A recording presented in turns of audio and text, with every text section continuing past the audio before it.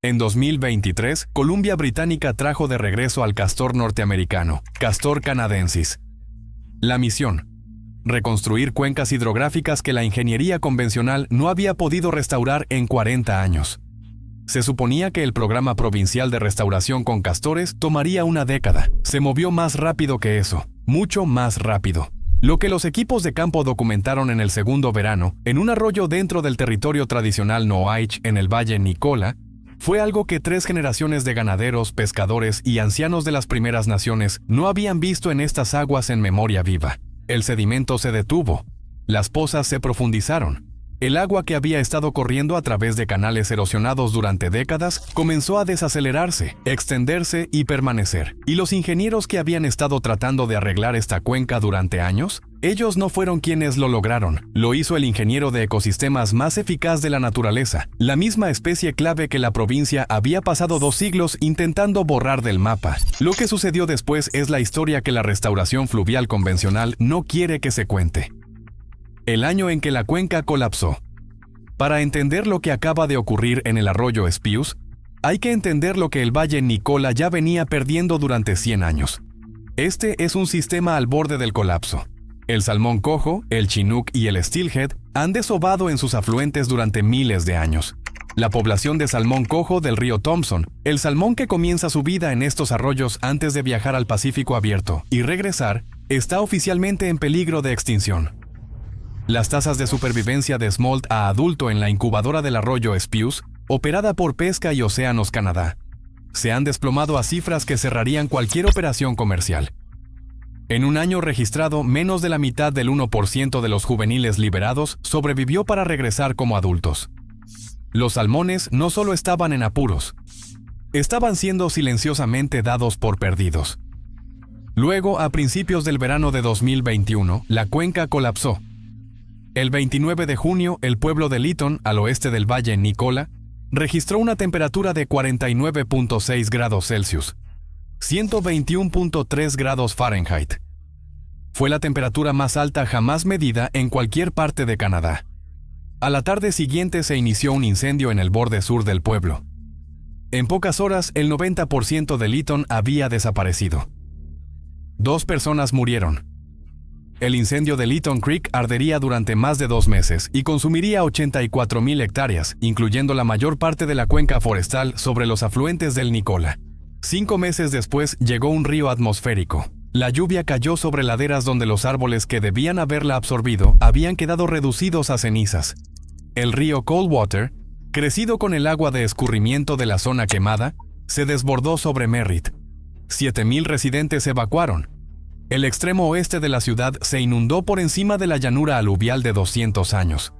La cuenca había sido golpeada 2 veces, primero por un fuego que no debería haber ocurrido, luego por el agua que ya no podía retener. Y en los pequeños afluentes, los arroyos fríos y estrechos, donde se suponía que los salmones juveniles debían crecer, el daño se acumuló. El sedimento se desbordó desde las laderas quemadas, los canales se profundizaron y se desconectaron de sus llanuras aluviales, los niveles freáticos cayeron, las zonas ribereñas se secaron, arroyos que habían corrido todo el año comenzaron a secarse a finales del verano. Los salmones que sobrevivieron no tenían a dónde regresar, pero la parte más extraña de este colapso es que no fue la primera vez que el mismo valle quedó vaciado de lo que lo mantenía vivo. Había ocurrido una vez antes y casi nadie vivo lo recuerda.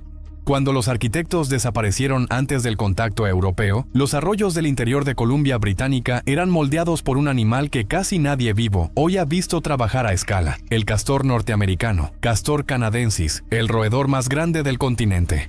Y por cualquier medida ecológica honesta, la especie clave más importante en cualquier río que habitara. Los castores no solo viven en los arroyos, los construyen. En lo que hoy es el noroeste del Pacífico, las represas de castor convirtieron alguna vez arroyos estrechos en cadenas de pozas lentas, frías y profundas. Sus humedales almacenaban agua durante el deshielo de las nieves y la liberaban lentamente durante el seco verano. Sus estanques elevaban el nivel freático. Sus canales filtraban el sedimento. El salmón que evolucionó en estos sistemas, el coho en particular, se adaptó a un entorno acuático definido completamente por la ingeniería del castor. Agua lenta, pozas profundas, canales laterales complejos donde los juveniles podían esconderse y crecer. Luego, en los siglos XVII y XVIII, llegó el comercio de pieles. Los castores fueron cazados a una escala difícil de imaginar. A principios del siglo XX, las poblaciones de castor en toda América del Norte habían colapsado desde entre 60 millones y 400 millones de animales hasta aproximadamente 100.000. En Columbia Británica, los castores fueron extirpados de gran parte de su área de distribución nativa. Los arroyos que habían sido construidos y mantenidos por ellos durante miles de años fueron abandonados por sus arquitectos. Lo que ocurrió después no fue un misterio. Fue un colapso de manual. Sin represas, el agua fluía demasiado rápido. Los canales se erosionaron. Las llanuras aluviales se desconectaron de los arroyos que las habían nutrido. Los humedales se secaron. Los bosques ribereños se adelgazaron. El hábitat de pozas lentas, frías y complejas que requieren los salmones juveniles se volvió escaso. Durante la mayor parte del siglo XX, esto fue tratado como una línea de base en lugar de una herida. 3 generaciones de ganaderos, forestales y biólogos trabajaron en valles donde la actividad del castor simplemente había dejado de existir.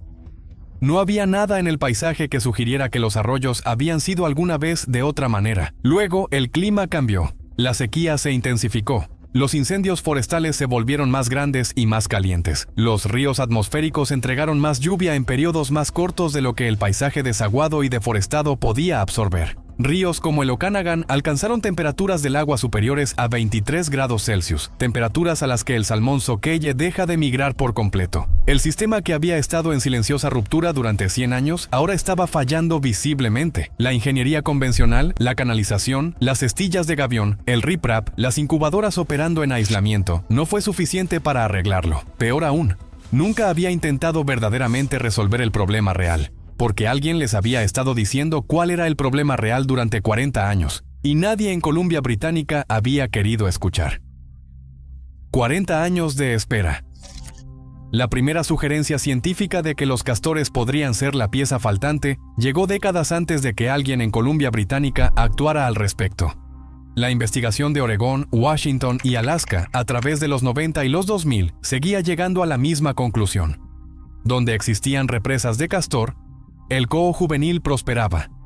Donde no las había, el coho solía desaparecer. Un estudio del año 2007 realizado por el biólogo de pesca de la NOAA, Michael Pollock, en el arroyo Bridge de Oregón, mostró que incluso las represas de castor de corta duración atrapaban cantidades significativas de sedimento y reconstruían canales erosionados. Para la década del 2010, los profesionales de la restauración en todo el occidente de los Estados Unidos estaban experimentando con lo que llamaban análogos de represa de castor. Pequeñas estructuras de ramas tejidas y postes diseñadas para imitar la forma y función de una represa de castor real hasta que los castores reales regresaran a hacerse cargo. Los resultados en lugares como Bridge Creek, Sugar Creek y el Valle Wenatchee fueron suficientemente sólidos para que los investigadores dejaran de llamar experimental al enfoque. En Columbia Británica, la respuesta fue más lenta. La respuesta fue, de hecho, vergonzosa. Durante años, los castores en la provincia fueron gestionados principalmente como una molestia. Las regulaciones provinciales hacían que la restauración basada en castores fuera legalmente complicada. Los permisos eran difíciles de obtener. Los fondos de conservación se dirigían hacia proyectos convencionales, estructuras de troncos, colocación de grava y plantación ribereña, proyectos que abordaban los síntomas pero no la pérdida subyacente del proceso. Los castores eran lo que el sistema había perdido. Y el sistema estaba siendo tratado por todo menos por esa pérdida.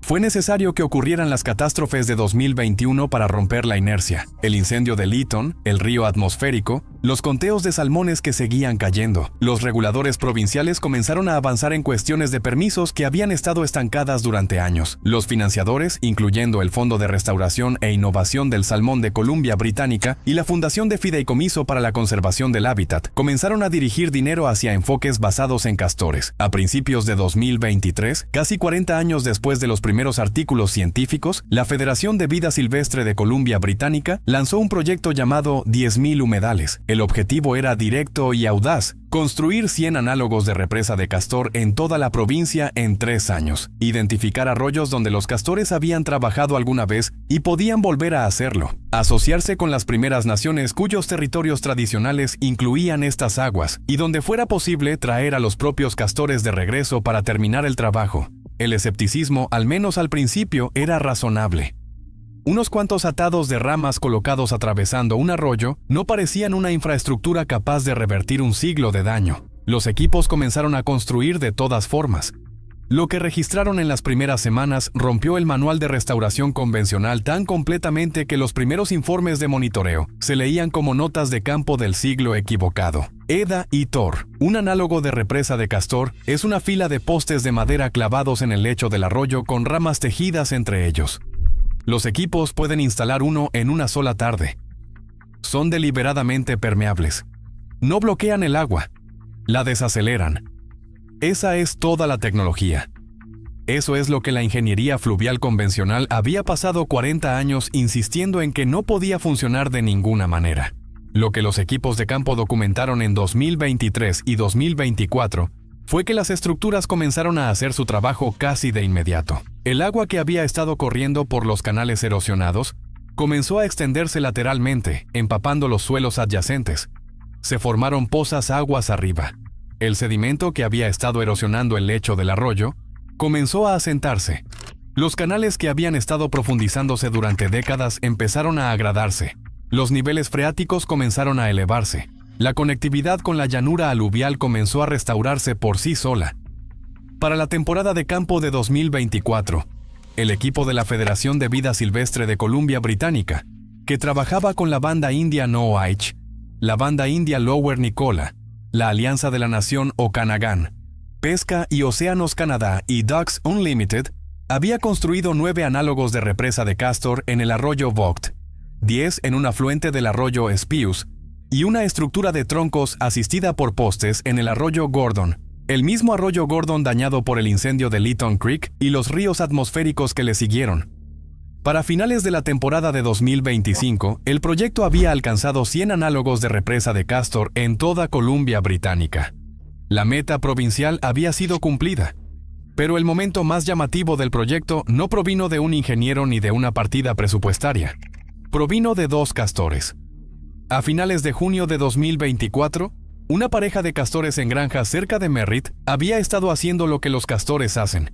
Estaban comiendo álamos jóvenes, estaban desviando canales de irrigación, estaban inundando pastizales. Eran, por cualquier medida convencional, un problema. Bajo la práctica histórica habrían sido eliminados. Casi todos los castores en Columbia Británica, durante casi todos los años de la historia provincial reciente, han sido eliminados por menos. A mediados de julio, en coordinación con el Instituto de Tecnología del Valle Nicola y la Primera Nación No-H, la pareja fue liberada en un afluente del arroyo Spews. El lugar había sido preparado previamente con análogos de represa de castor. Las condiciones habían sido deliberadamente configuradas para proporcionar todo lo que un castor necesita. En cuestión de días, Eda y Thor comenzaron a hacer lo que ningún ingeniero en Columbia Británica había sido contratado para hacer. Empezaron a construir, no análogos, represas reales. Para cuando los equipos regresaron a monitorear, las estructuras construidas por humanos estaban siendo modificadas, extendidas y en algunos casos completamente reemplazadas por el propio trabajo de los castores. La pareja estaba, en el sentido más literal posible, terminando lo que el programa de restauración había comenzado. El biólogo Tom Wilms, del Instituto de Tecnología del Valle Nicola, llamó a la reubicación un éxito. Esa es una palabra que los investigadores en su campo no usan con ligereza. Para el cierre de la temporada de 2024, 9 castores molestos habían sido redirigidos desde propiedades privadas hacia sitios de restauración, donde su comportamiento ya no era un problema. Era exactamente el objetivo. Lo que esto le dijo al resto del establishment conservacionista, las personas aún comprometidas con la costosa infraestructura de concreto y acero, fue algo para lo que la mayoría no estaba preparada. El ingeniero más barato del valle. Para la temporada de campo de 2025, el marco que comenzó como un piloto de 100 represas había evolucionado hacia una filosofía de restauración del hábitat del salmón a nivel provincial. El nombre técnico es restauración basada en procesos de baja tecnología. La premisa es simple e incómoda. En lugar de diseñar un arroyo para que luzca como los científicos creen que debería verse, se reintroducen los procesos naturales que construyeron y mantuvieron ese arroyo en primer lugar, y se deja que esos procesos hagan el trabajo. En el Valle Nicola, eso significó castores. En el sur de Okanagan, una de las regiones más secas de Columbia Británica, el mismo enfoque se estaba aplicando a arroyos degradados por la sequía, la agricultura y el riesgo de incendios forestales. Las nuevas instalaciones de análogos de represa de Castor en propiedades del Nature Trust de Columbia Británica en 2025 se complementaron con talleres de capacitación para la provincia de Columbia Británica, las primeras naciones locales y organizaciones no gubernamentales ambientales. Cada proyecto era menos un fin en sí mismo que un nodo en una red en crecimiento. La ciencia finalmente estaba alcanzando a la práctica. Un estudio del año 2022 publicado en PLOS ONE confirmó, usando rastreo con etiquetas PEAT, que el salmón cojo juvenil y la trucha steelhead podían pasar sobre los análogos de represa de Castor, resolviendo un largo debate sobre si las estructuras podrían bloquear la migración. Un artículo del año 2025 en Frontiers in Ecology and Evolution sintetizó la creciente bibliografía sobre los beneficios y riesgos para los salmónidos nativos. El veredicto fue matizado, pero consistente. Los análogos de represa de Castor no son una solución universal. No van a arreglar una población de salmón por sí solos, pero en los lugares correctos, canales erosionados, afluentes desaguados, cuencas afectadas por incendios, restauran de manera confiable el hábitat de agua lenta, pozas profundas y canales laterales complejos que varias especies de salmón requieren. Y lo hacen a una fracción del costo de la infraestructura convencional. Este fue el hallazgo más incómodo para el establishment de ingeniería que había gestionado estas cuencas durante la mayor parte de un siglo. La intervención más barata, rápida y ecológicamente apropiada disponible no era humana en absoluto. Era un roedor que había sido cazado hasta la extinción comercial 200 años antes. La historia difícil. La historia terminaría ahí, si las únicas personas involucradas fueran los científicos. Pero el Valle Nicola no pertenece solo a los científicos. Pertenece a los ganaderos, a los propietarios de huertos, a los agricultores cuyos pastizales habían sido inundados por los mismos castores que todos celebraban de repente. Y su versión de esta historia es más difícil. Para el cierre de la temporada de campo de 2025, el Valle Nicola estaba navegando dos verdades que no se reconciliaban fácilmente. La recuperación ecológica, donde había sido intentada, estaba funcionando más rápido de lo que los escépticos habían predicho. La transición económica y cultural era más difícil. Un agricultor cerca de Merritt, que perdió álamos jóvenes ante Eda y Thor antes de que fueran reubicados, no recuperó esos árboles. La inundación que empapó su pastizal antes de la captura fue real, y su frustración con la política provincial de vida silvestre era razonable. En toda la provincia, ganaderos y propietarios de huertos continuaban lidiando con la actividad de los castores en sus tierras, y los marcos oficiales de coexistencia no letal eran, en algunos lugares, todavía escasos. Los mecanismos de compensación abordaban los daños cuantificables. Estaban menos equipados para la transición más lenta y difícil de aprender a compartir el paisaje con un animal cuya ingeniería había sido desplazada de la memoria regional. Algunos se adaptaron más rápido. La banda india No-Aich, la banda india Lower Nicola y la Alianza de la Nación Okanagan, socios cuyo conocimiento tradicional del manejo del agua basado en castores precedía con creces al comercio de pieles europeo, estaban entre los defensores más activos y eficaces del programa. Morgan Jumbo, gerente de proyectos especiales de la banda india No-Aich, había identificado los arroyos degradados en el territorio como un objetivo prioritario de restauración años antes de que llegara la Federación de Vida Silvestre de Columbia Británica. El trabajo realizado en los arroyos Spews, Vogt y Gordon era, para las comunidades cuyos territorios atravesaban estas aguas, una continuación de relaciones que habían sido interrumpidas, no inventadas. El agricultor cuyo pastizal había sido inundado por Eda y Thor en 2024 no visitó el arroyo Spews, lo que pensó al enterarse de que los mismos animales estaban siendo acreditados por haber salvado un arroyo salmonero, no consta en el registro público. Pero los 9 castores reubicados en la cuenca al final de esa temporada eran, cada uno de ellos, animales que bajo el régimen de manejo anterior habrían sido eliminados. En cambio, estaban trabajando en el problema por el que los ingenieros habían sido pagados durante 40 años para resolver, y nunca terminaron de resolver del todo. Los arroyos están haciendo el resto. El largo camino el valle. Nicola todavía tiene un largo camino por delante. La población de salmón sigue en peligro de extinción. Los incendios que destruyeron Lytton son aún suficientemente recientes como para que las cuencas todavía estén sanando.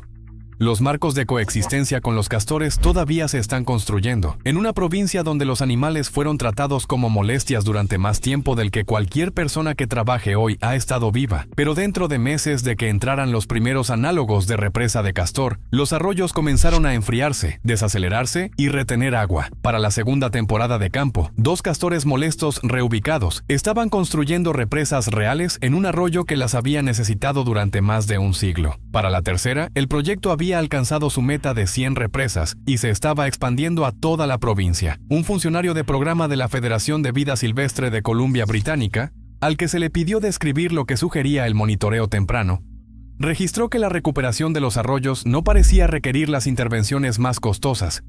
Requería la especie que los había construido en primer lugar. La cuenca del Nicola tiene el potencial de volver a sustentar su salmón. Los primeros castores ya están trabajando. Los arroyos están haciendo el resto.